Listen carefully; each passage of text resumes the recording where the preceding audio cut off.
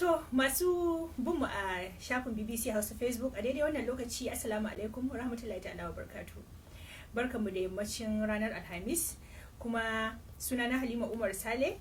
A wannan yammaci kuma ina tare da baki kusan mutum uku waɗanda za mu tattauna da su akan wato wani yanayi da ake ciki a daidai wannan lokaci na tsadar rayuwa, ko kuma na ce hauhawar farashin kayayyaki kama daga na abinci da na amfanin yau da kullum. A tare da ni bakin zan bar kowa ya gabatar da kansa. Zan fara daga hannun dama na. Sunana Mu'azu Ibrahim. Malam Mu'azu magidanci ne kuma ma'aikaci ne a nan birnin tarayyar Najeriya wato Abuja. Sai kuma Hadiza Suleiman.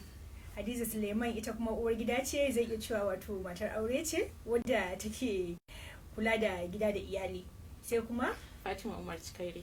Fatima Umar Cikaire ita ma haka ne, zan iya cewa matar aure ce mai iyali. So kuma muka ga a daidai wannan lokaci su ne mutanen da ya kamata mu kira domin mu tattauna akan wannan maudu'i da na riga na gaya muku. Yan uwa, kamar a daidai wannan lokaci na san akwai hauhawar farashin kayayyaki, ba ma a Najeriya kaɗai ba, muna jin rahotanni cewa a ƙasashe da dama ana fama da irin hakan, sai dai kowace ƙasa da irin abin da ya fi mata kamari. Mu a nan Najeriya na san a yanzu idan ka shiga kasuwanni akwai tsadar kayan abinci, kayan masarufi, sannan su kansu abubuwan da za a hada a tada girki, wato kamar makamashi kenan, irin su gas da su charcoal wato gawayi da dai sauransu, da makanan zirɗin. Sannan kuma ga ta magana sufuri, akwai magana man fetur din mota, man janareto, ga su nan dai abubuwa ba za su iya lissafuwa ba. Ga kuma aka zo hannu guda batun a ce ko biyan kuɗin haya ko kuma biyan kuɗin 'yan makaranta, wanda na tabbata nan da sati 3 ko 4 wato wata guda dai za a zo a sake cewa sakwanta school fees. Bari mu ji irin yanayin da magidanta ke ciki a daidai wannan lokaci. A Malam Mu'azu, kai magidanci ne kuma ga kan ma'aikaci, ban sani ba wannan hali da ake ciki ko samun ya ƙari ne ko kuma dai ana ta gwagwagwa ne? To alhamdulillah, rayuwa dai tana nan, mun wa Allah godiya, muna cikin rai da lafiya. Amma yanayi da ake ciki abubuwa sun yi tsauri. Akwai ishu na abinci da abin sha sun riga sun yi tsada. In kika dubi misali kamar taliya da muke sayan ta naira 90, naira 70, naira 80, yanzu taliyar nan ta koma 350, 370, 320. Kuma yawanta da ake samu a can sun rage yawanta, ta koma bata kai quantity din ta farkon ba. Kuma yanayin madaran nan kika duba yanzu a cikin sace sun rage ta kusa kashi 2 suka cire cikin daya. Aka zo kan abincin da zaka, duk wani abu da zaka siya wanda zaka yi mu'amala da shi a gida ya riga ya karu, kuma quality dinsa ya rubu.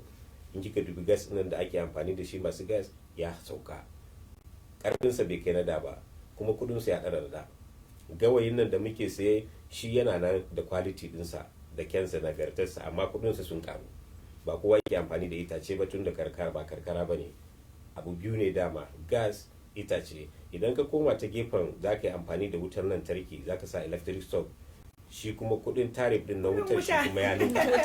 Zai zuke maka da kasa. da kasa. So duk tseriyoyin gaba ɗaya babu wani abu mai sauki, sai dai Allah ya sauƙaƙa mana. Ishu na batun wanka da wanki gashi nan. Sabulun nan an rage karfinsa, an rage kawur quality nasa.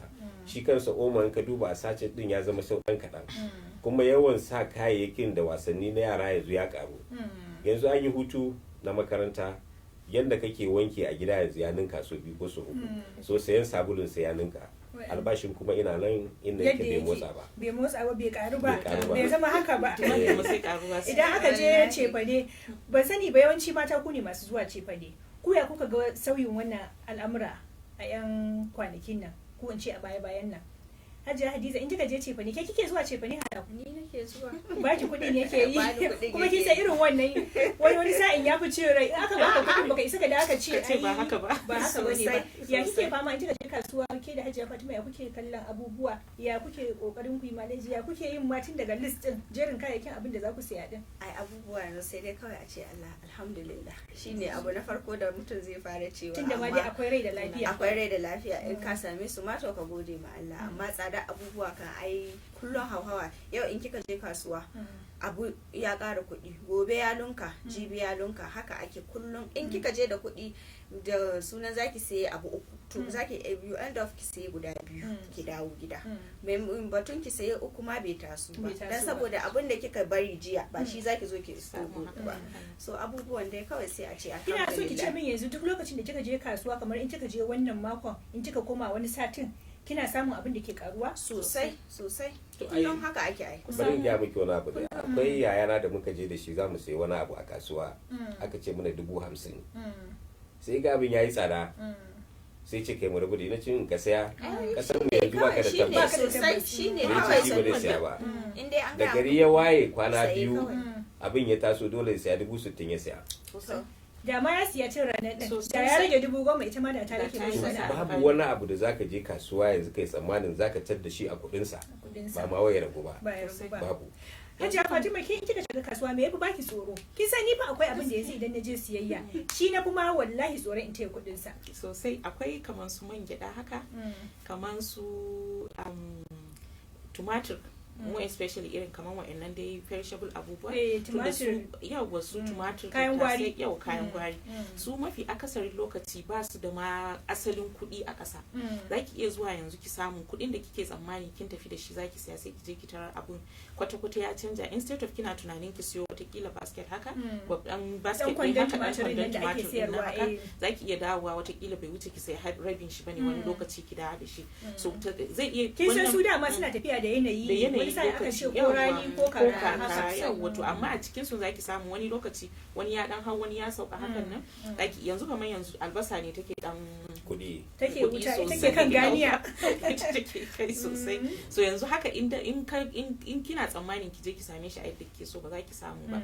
So musamman yanzu kamar man gyada hakan nan kamar yadda ya faɗa akwai abubuwa da dama da kamar rage masa wannan quality suke yi tunda su ba su ƙara inganta quality kansa ba yawa sai su ƙare da kuma a rage masa quantity sannan kuma a ƙara kuɗin sa gaba ɗaya. So wannan abun sai ki ga yana matukar taba musamman mu mata in muka shiga kasuwa domin in bakin samu namiji mai fahimta sosai ba duk da yanzu suna dan fahimta akan abubuwa da dama sun suna karantawa a labarai kuma sun san me duniya ke ciki sai ki samu wani namijin ba zai iya fahimta akan akwai abun da aka samu dan irin maybe hawan yawa karin sa ba haka. So yanzu kin ga misali makoci na shekarun baya da ake da wadatuwa ƴaƴansa guda 4 ne kowa zai dauki abin da yake so ya girka a cikin gidansa na kirawo attention nashi nace mishi kaga ka bar abin nan kuma ki dafa abu santarale kowa ya ci a kyale shi to wallahi yanzu zancen da nake miki ba abin da za a ci gaba ɗaya ma kin ga abin da za a ci ma ya ga mai gaba ɗaya tsaya nayi tunani dan nayi wukiyan anan ban je gida ba tun safa har dare ni ban ga abin da ya ci ba gidan ban ga abin da suka ci ba ta ci to me kawo irin wannan ka san matsalar shine shi rayuwa ba akwai lokutan da dama ko da mutum yana cikin wadata ya kamata ya sani akan almubazaranci ba abun so bane duk wadatan da mutum yake ciki a rayuwa na farko na biyu kuma bai kamata duk wadatan da mutum yake ciki ko kuma rashin da yake ciki ya zama yana korin kuɗi sosai a cikin gidansa ba so kaga yanzu shi lokacin da yake da shi bai yi amfani da daman yau ya nuna musu akwai yau akwai samu akwai rashi to wani lokaci kamar ku mata kan taimaka mana fiye da kima akan harkar gida idan ka samu mace ta kirki mai adani mai tausayi mai kulawa to duk abin da ka kawo in Allah ya za ta taya ka tattalin sa amma wasu in ka kawo zaka ga abin an dake shi kamar an so wani lokaci kuma wasu uwaye suna duba cewa ai in aka saka ma yaro gata ne wannan kuma ba gata bane saboda wanda ka baki da tabbacin cewa kina raye zaki rayuwa da shi har karshen rayuwa so ki gwada ma yaro cewa gobe zai iya zuwa ya samu gobe ba zai iya zuwa ya samu ba so kuma kina iya ki zama maybe baki da rai kin bashi hannun wani yadda kika yi mai tarbiya ba lallai bane wancan shi ma ya iya jurewa ba ma ganin irin tarbiyar ta kin saka ma yaron ki yana duk yadda ya ga dama gidanki so can gidan ba lalle bane su yadda kika tashi kuma sai a zo ana zage su ana cewa ba su rike marayu ba sosai lokacin ma da ran mutum da lafiyarsa ki tura ƴaƴanki hutu sai ki samu wata sai ta tafi da wani abu gidansu da za a je ƴaƴanta watakila ta sabar musu akan ba za su iya cin wani abu da na kauye ba sai in yaro zai tafi kiga an hada masa kaza an hada musu kaza haka duk dai don su je su suna amfani da wannan wadda kusan zan iya cewa wannan ba tarbiya bane domin wannan yaro zai iya tsintan kanshi a kowane irin yanayi na rayuwa wanda baka san yawa zai iya da ran iyayen da lafiyansu kamar yadda ka faɗa abubuwa su zo su katse tun da babu wanda ya san gobe a cikin rayuwa. To ni yanzu ina so mu duba kamar yanzu batu na akwai abin da ake kira menu, wato tsarin abincin da zaka ci. Wataƙila da wani idan ya zo karin kumallon gidan shi, wataƙila a yi dankali da kwai da plantain a zamanance kenan zan ce a maraya ko a irin su Abuja, su Lagos, watakila su Kano da manyan birane. Watakila kuma idan karkara ne da ana da sukunin da za a ci dumame sannan kuma a sha koko a ci kosai ko a yi dan wake. Duka marayan ma waɗansu waɗanda suke da wato idan suna so sukan ci wannan ɗin. To kin ga kenan an ci kala biyu ko uku ko? To yanzu ban sani ba. Wataƙila za mu iya bada misali da kawunan mu. Har yanzu ana cin kala hudu ko da safe nan a ci hudu da rana. Kamar ita gefe na kin san shi yaro idan yana tafiya ya fara zuwa makaranta akwai wani limit da yake kai shayi da biredi baya rike shi. Sai a canza. To kamar ni a gidana zan yi misali akan abin da na sani. Sun canza yanzu ba sa iya shayin da biredin baya rike su je makaranta su shayi da biredi wasu ba sa ganin shi. Za su yi koko da kosai ko su yi koko da alala ya dan rike ciki su tafi makarantar su. Kuma duk da haka zaka dan ba yaro naira 50 ko naira 100 in aka fito irin 12 din nan ya topping kafin ya dawo. Saboda duk irin waɗannan abubuwan kudin tara. To idan aka samu waɗannan din yana sa yaro ya nutsu tunda makaranta ce da yara da yawa kuma akwai abin sayarwa in dai Allah ya hore maka naira 50 ne naira 100 ne naira 30 ne a karkara in aka fito wannan break din wancan ya sai abin 10 wancan ya sai na 20 shi ma dan ka saya shi ma ya saya kare ga ana yi gaskiya to wannan abincin kam an rage maimakon abin da ake 3-4-2 ya dawo ko 1 ko 2 dole dai za a ci mai tauri a dan sha ruwan shayi saboda to ai shi abinci dole fa shine rayuwa ko ibada zaka yau cikin nan bai dauka ba ba bayani ba za ka samu nutsuwa ba ban sani ba ku ana ku gidajen wani irin sauyi kuka kawo don ku taimaki kanku ku kuma taimaki mazajen ku. To ni dai ba tare da an wahala ba sosai kuma ba tare da an bar kowa da yunwa ba. A da mukan yi abinci kashi a mai gida na in ya fita ofis mafi akasari lokaci baya yin lunch so baya dawowa gida cin lunch baya cin abincin rana so in muka tashi yin breakfast in wani lokaci mukan yi duka gida ga baki ɗayan so in ya fita su waɗanda muke tare da su su za su yi nasu abincin so in muka tashi kuma za a yi abincin dare sannan kuma in na tashi zan yi nashi abincin so ya zama da kenan ana abinci kashi 4 wata rana har 5 ake in na tashi zan masa karyawa daban so sai na ga irin ana barnan gas sannan kuma a lokuta da dama akwai abincin da zai iya ragewa ba a samu aka ci shi a lokacin yawa so sai na nuna musu to yanzu abin da za a yi instead of mu zauna mu especially wannan abun ya sa na yi wannan abun musamman kan gas ne yawa domin kawai kunnawa ake ana amfani da shi sosai so sai na da shi in suka tashi in kuka yi abincin rana in kuka tashi yin breakfast wani lokaci ku hada shi da lunch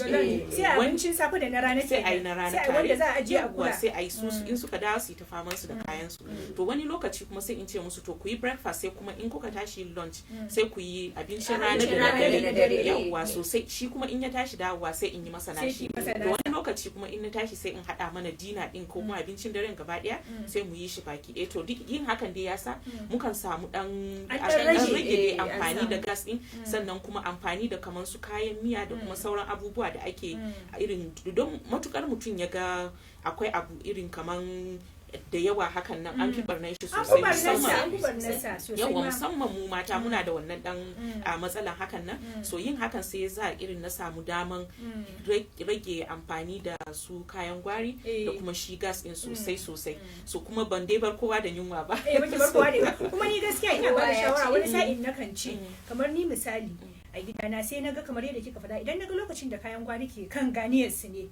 wato suna kan zamani sai na ce to maimakon siyan su tumatir din yayi tsada su waye za a dan siya a ajiye amma sai in ce bari mu yi amfani da na takarda din nan wanda za a matse kin san musamman in zaka yi dafa dukan shinkafa jollof rice ya dan fi maka sai ka yi amfani da shi din sannan kuma ni wallahi ba abin da yafi bani tsoro da fargaba yanzu a kayan abincin gida irin man gyada yana tsada man gyada yana kan zamani saboda ya zama wani kamar dan sarki to sai na kawo wata kuma kina zuba kadan zaki ga ya kare kina zuba kadan zaki ga ya kare kahin ki ankara ma babu shi a cikin to kina soya dankali yau kin soya gobe kin soya to kin ga abin da na rage sai na ce to shi dankalin dole sai an ci soyayye kin gane a dafa shi ai wata dabara ce dafa dankali sai ku dan yi dan jajjagen kayan a dan sauce kin gane ko kuma a dan dafa shi half done ya dan dafa kadan sai kuma a gasa shi shi ma wannan kin ga wata dabara ce amma kin ga suyan nan shan mai yake sannan kuma da maman nan yan lisuwa yake saka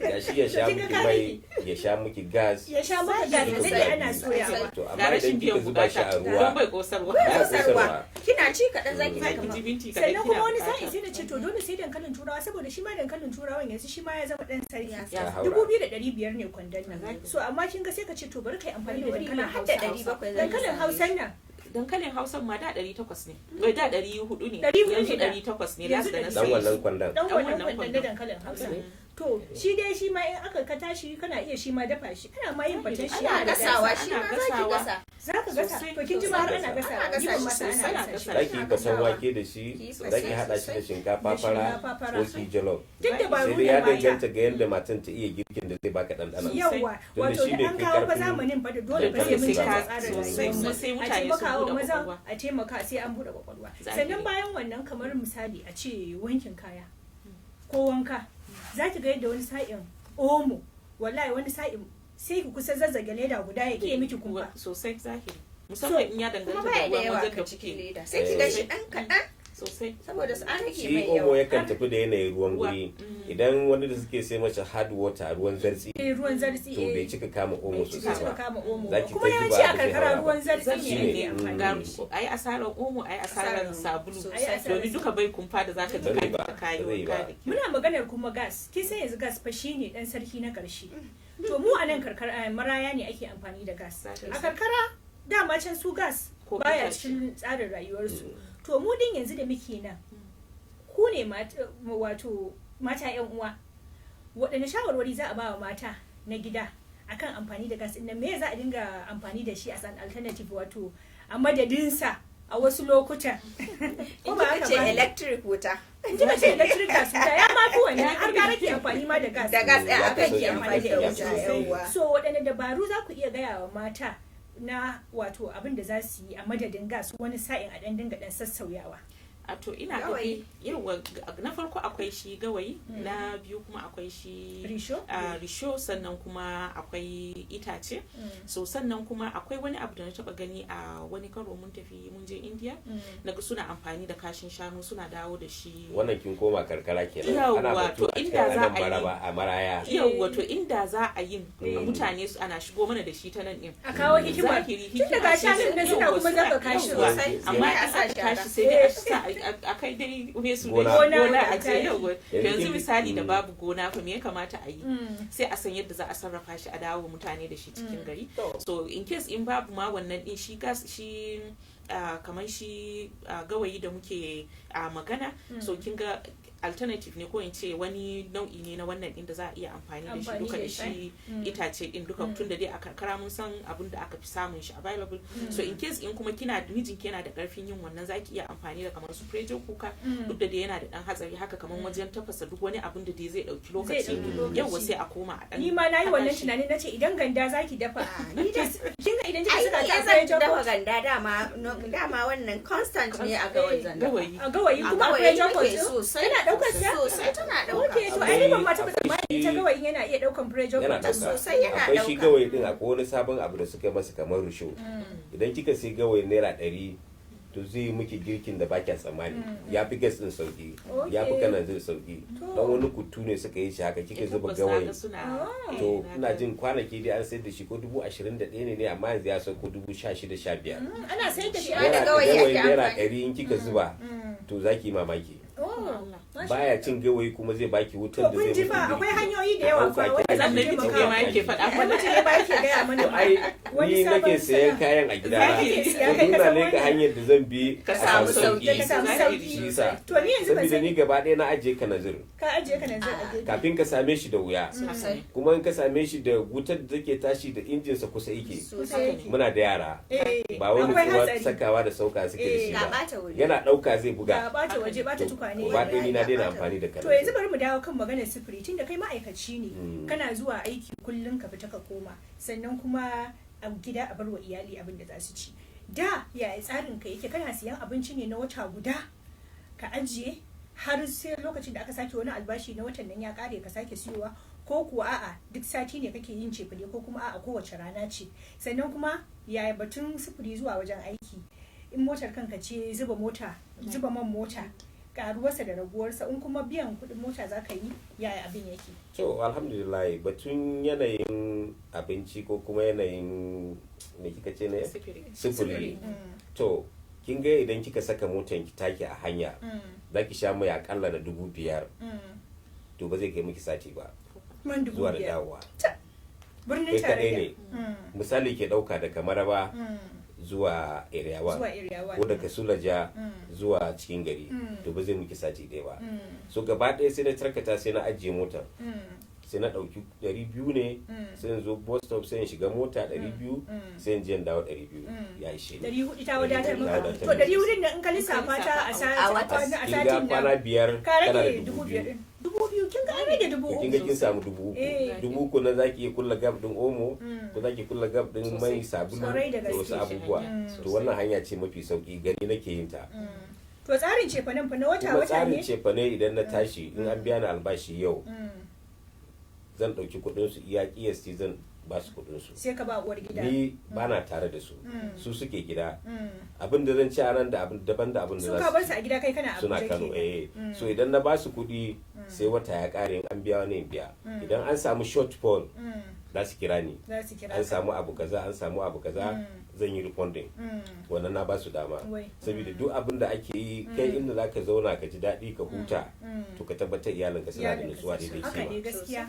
Duk sannan aka ce ka zalunce su ko kuma ka tauye musu abin da za su ci su sha, kai ma ba za ka ji daɗi ba. So gwargwadon hali abin da na basu nan tana yin kokari, ita kuma matan nan tana adanawa, ba sa bata. Ni dai na yarda da wannan tsarin, ce na da kyau. Shi yasa duk abin da kika ga zan saya a nan bai wuce in ta kama in sayi sabulu na wanka, amma da mai da omo. Sai kuma kai na abin da zaka ci a kanka. Ni dama ne nan abin da zan ci kaɗan ne. Dan gas ɗina 3 kg ne, tukunya ta ɗaya ce, idan ɗina ɗaya ne, cokali 2 sun ishe ni, ba na son taruwar kawai. Masha Allah, kaga kai ma yanzu ka ba maza ƴan uwanka ma'aikata. To ban sani ba, baya ga aikin gwamnatin da kake ana biyan ka albashi, akwai wani abu kuma da kake yi, saboda kai ma da kanka ka gaya mana cewa albashin nan fa baya kai wa ko'ina, musamman a wannan babban birni fa na Abuja. Kamar yadda na gaya miki, ina ƙauye, nakan yi noma. In ga bana na yi noma, ina da gyaɗa ta kai buhu 13, na samu masara buhu 10, ina da dawa buhu 4. To ina da maiwa ko gero wanda za a yi ko kunu, ina da buhu 1.5. To durin waɗannan wake ne ban same shi da yawa, bai fi kwano 20 ba, mudu 40 kenan nan. To durin waɗannan idan na samu, ni ba sayarwa nake ba, abinda aka ci wanda ya zo ba shi da shi aka roka su ba shi. Ban taba ce musu komai ba, musu iyaka ba. To a gaskiya shi yasa abin yake dan yi min sauki, saboda na hada da noma. Yana da muhimmanci kenan mazaje su koma noma. Kana da yanayin da zaka bi kai. To ai noman yanzu yayi wahala. Misali in baka da yanayin noman, idan Allah ya baka ikon saving wani abu, ana sayan waken suya aji, ana sayan barkono aji, ana sayan citta. Sai lokaci ya zagayo. Ya dan motsa, yanzu kin ga waken suya na sayi buhu 10, yau kwana 43, 29,900 na siya buhu. To yanzu ya koma 36,000 ne. Kin gani ya kusa ninka kuɗin shi. To a haka idan ka ajiye, in wani uzuri ya taso maka mai nauyi, sai ka sayar, sai ka yi. Kamar shi ma sai ne na kayan abinci. Ajiya Hadiza da Hajiya Fatima, mata mu fa an san mu da hidima, ɗinki, biki, suna, mu da ga mu ma biki ya ji labari. Yanzu a wannan yanayin da ake ciki, tsakani da Allah da Annabi, sai fa ana sara ana duban bakin gatari. Me ya kamata mu rage a irin uzurrurrukan mu da bururrukan mu, dan mu taimaka wa mazajen mu taimaka wa kawunan mu? Su maimakon sufa yawwa sai Holland. Yawwa maimakon lesson 200 sai ki koma da 100. Yawwa kare an raba biyu. Kuma da Holland yake iya sawa yanzu in dawo Chiganvi. Akwai saukin ta ma dai ake sosai. To in dawo miki ma na Julius ma dai yawwa to in ba ma dai tsananta ake ba, wata rana ai duk yanayi ta kawo mu wani rayuwa da in dai ta harkar sutura ne ba wanda mutum ba zai iya sakawa ba, tunda yanzu misali ya fita to dama wa yake bunka bashi da zai ce sai ya sai yawwa. So tun tunda ba wanda yake saya maka, babu wanda yake binka wannan bashin mai ka saka mai ka cire, zaki iya kawai in ke da burin ki a rayuwa kin saba duk wata in sufa ta fito sai kin bi layi, to yanzu sai ki jira yar kananan akwai ma kananan su da wata na zagayowa za a yi kananan su. Amma fa akwai hamshakan wanda ba fa jin gari a to suka su sai su ci gaba da saka su ba su akwai to ake son shi rayuwa ko wanda ke jin gari su ake magana akwai shi rayuwa dama akwai wanda duk yadda kika yi wa'en suna complain din babu, wasu gaskiya ba su san babu nan ba. Yanzu a zaune ana cikin kasa ana tare, wani zai fita zai samu 5,000 zai dawo yana murna fa iyalinsa ya samu wani abu, wani ya fita zai samu miliyan da zai zo yana zuciya yana cewa shi abin ma bai masa ba, to wani kuma a wurin sai shiga ya tashi da miliyan 10-30 bana ka hada kaska da shi ko matarsa ko matar wani ba, tunda abin da za ta je ta buga ta zo ta saya kai ba za ka yi ba, sai dai kawai kowa ya daidaita kansa daidai samun sa. Kuma mata ku yi sauki ku rage mana bukatu, mata ku sauki, malam Mu'azzi ya ce ku raba dan Allah ku taimaka asiri, maza na jin bugu, kuma wata rana kar ki ga mijinki ya dawo gida yana fushi yana kunci yana cika yana batsewa, ki dauka wai da ke yake faɗin wala ba ke ba aljihun gari damuwa ce ta can da koro shi ranar wata ila an fita ba amma da komai ba dan bijan shawara ba kawai idan mai gida kika ga ya dawo ina wannan fushin to ke mace ce kin san yadda zaki san hanyoyinki, sai ki san yadda zaki karki tambaye shi komai ki tattare shi da ki masa abin da zai kwantar masa da hankali. Kuna zaune sai ga miki dalilin da ya kawo masa wancan ba naki bane, fushin ba na fadan ba naki bane kuma dawo da shi naki shi yafi sauki, domin kina taba shi in dai ba daki ba ke sai da fadan ba to zaki kwashi sai ana yi ana uzi. Kuma kai ma mai gida idan ka dawo ka ga an maka garau ka gane cewa ba wai da gangan bane, ai ta iya girkin ba wai bata iya ba fa, tsakani da Allah ko wataƙila iya kudin ka iya shagalin ka aka yi maka, dan ce ba nan da ka kawo iya shi za a yi maka, wataƙila magin ba yawa ita kuma tana kokari ta taya ka tattali, da tana saka 7 ka ji miya ta yi zaki zau, yanzu ta dawo tana saka guda 4, in ka ci kai ma ka yi hakuri kawai ka cika. Wani lokacin kuma tausayawa mazajen ake, musamman in aka ga irin yanayin da suke ciki, kamar misali yana ta dan bugawa kwana biyu ya buga abu ya ki kawo wuta, in mace mai tausayi ne da ta san ya kamata sai ka ga tana dan daga maka kafa, ba ta son yawan bani kuma maza ba sa son bani ba shi da daɗi.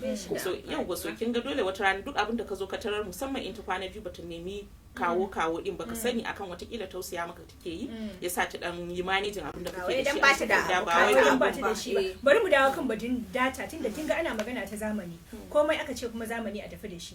Data yanzu ta ce wani buri maza matasa su ma kansu matan, saboda tana zaune a gida tana so ta hau WhatsApp ta ga wayannan da ake tauyawa a groups din da take, tana so ta ga Facebook ta ga waɗanda ƙara ake kaiwa groups din na zamani to duk akwai irin waɗannan abubuwan. To ya za a yi da batun data kuma? To a rage shiga ko kuma a hau free mode ne? Akwai free mode.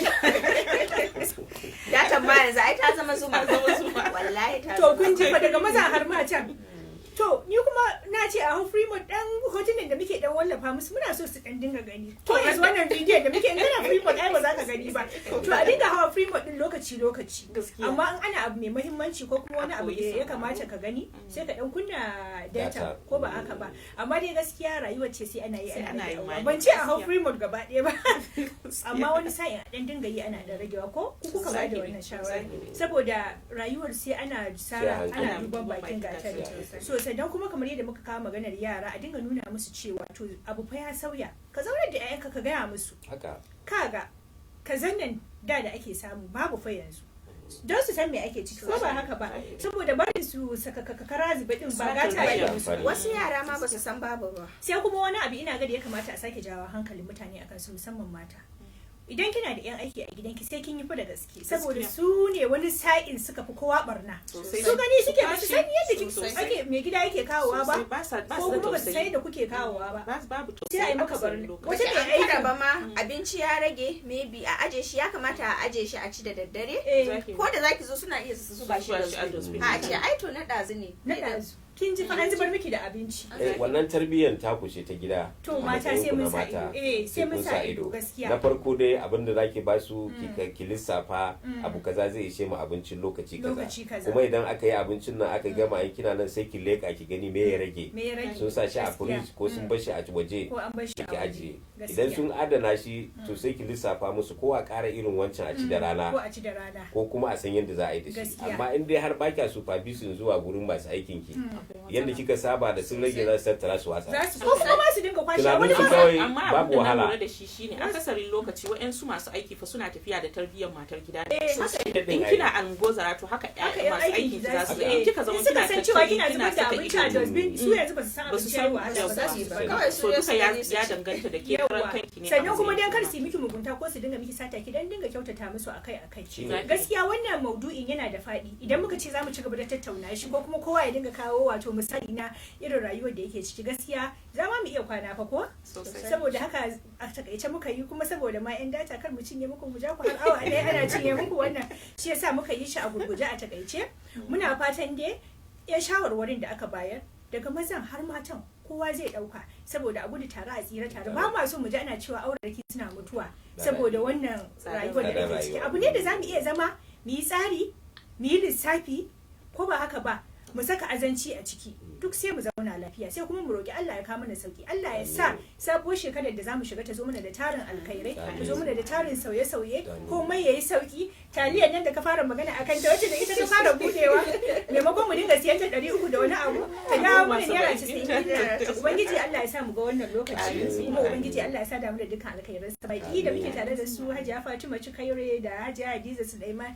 da Malam Mu'az Ibrahim sai na ce BBC tana godiya mun gode kuma a madadin waɗanda suka kalle mu yanzu na tabbata su ma sun ji daɗin shirin kuma mun gode sosai Allah ya saka da alkhairi kuma Allah mai da ku gida lafiya amin mun gode sosai